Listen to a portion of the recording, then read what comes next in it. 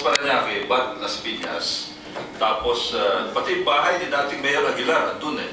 Tapos yung bahay naman yung dating Speaker Mitra, andun mambanda sa yung Muntinlupa side sa may Tirona. Tama, kaya kasi nga, alam ko naman malaking development ng PF. So, at least, we're speaking now, we're talking about the entire PF operation in the south, meaning covering Las Piñas, Parañaque, and Muntinlupa. So, puro naman yan sakop ninyo, di ba, Chris, Maynila? Mr. Chairman, we would like to ask or pursue Congressman Gomez's suggestion as far as putting something in writing. Because right now, I'd like to correct. We were allowed to continue what we started, and these are basically 3 enclaves, Sinagtala, Manresa, and Phase 6A.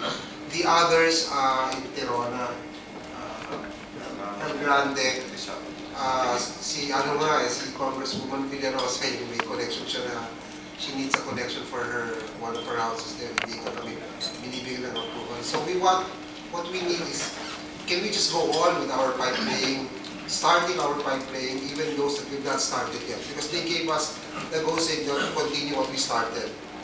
Yung mga hindi namin na-umpisa, can we go on? Yeah, sa impression ko, sabi nga ni attorney, okay na yan. Nalif na nga yung injunction.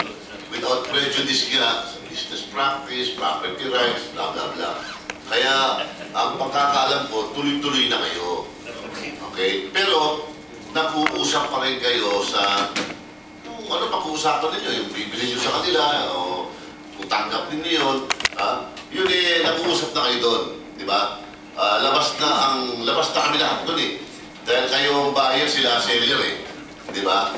So, pagka nila kayo may problema at saka kayo dumayin sa amin, baka kami makapag-referee. But without prejudice already, to your immediately, actually right now, start the pipe laying, the construction work para matapos po. Bigyan mo kami ng report din kung gaano katagal ba ninyo na i-envision matapos yung buong area na yan, Las Piñas, Parañaque, and Muntinlupa. Actually, for earlier commitment by the end of the year. 2009, ha? 2009. Nililiwanag ko lang. Buto na yung maliwanag tayo. Mr. Chairman, yung sinasabi nating agreement in writing, hindi na pwede kasi, well, this is recorded. This is an official record of the task force. It is recorded, and I would like to reiterate that we have reached an agreement that BFHI will not interfere with your operation of Maynila. BFHI, through Attorney Mercado, gave note. I'm sorry,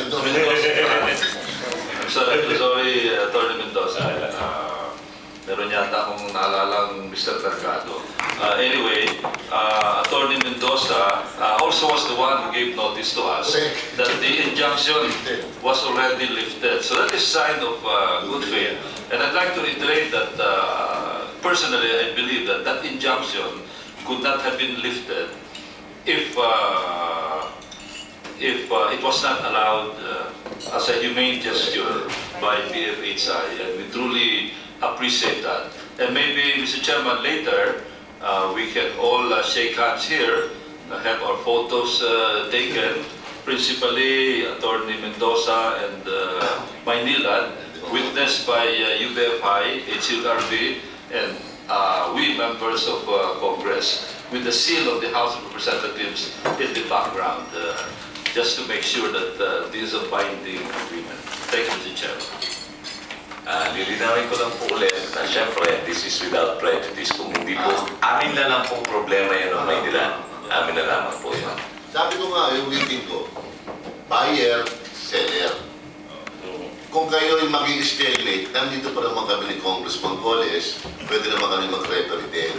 Diba? Kung kailangan lang naman niya kami. Mr. Chairman, siguro dapat palakpakan natin. Kailangan nga natin ng revolturoy eh. So, for the equal lang to, consumption ng aming TWG, committee namin sa housing. Again, I will reiterate to Maynilad to please furnish the committee time frame of how fast can you lay the pipes, and the most important, when can we feel water coming out from their faucets on a 24-hour hour basis. Para at least may tinatanaw man lang na figure yung mga homeowners. Pasok ko sana this year. Flowing out of our ears. Oh, flowing out of it. Oh, yung program ninyo, Chris, Mr. Lichaco, kailangan namin sa committee namin. So when we inform our chairman, Congressman Valencia, Saka yun, matuwa din sila. saka yung status ko ante, kasi nung lumipat ako na sa BF Homes, yung shower na nakakabutas ang bumbunan eh. Dapat ganun yung status ko ante, sinasabi ko. In other words, nung sasampo, 20 pa lang ang homeowners doon. Ganun kalakas ang tubig doon. Marami na rin. So, when can you give us a copy of your timetable in covering the 3 areas? I'm speaking of Las Piñas, Parañaque, and Muntinlupa. Okay? Para naman, miski wala dito yung mga kinatawan ng areas na yun, naglalaban din naman natin. Of course, dito si Congressman Siarsita. Kung wala lang yung Muntinlupa, di ba?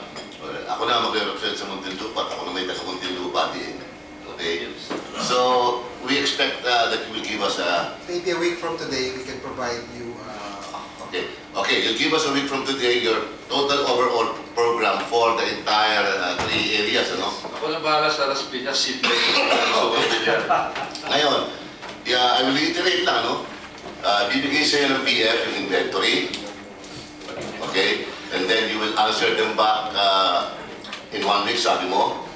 Actually, our response to BF, once they give us their inventory, will be just a matter of days. Okay, so huwag na lalagpas ng 1 week, sana. Para lang masettle na ninyo yan. Para peaceful na rin ang mga residents. Okay? Baka meron pa kayo sasabihin, mukhang mag-a-adjourn na tayo. Baka meron pa kayo sasabihin.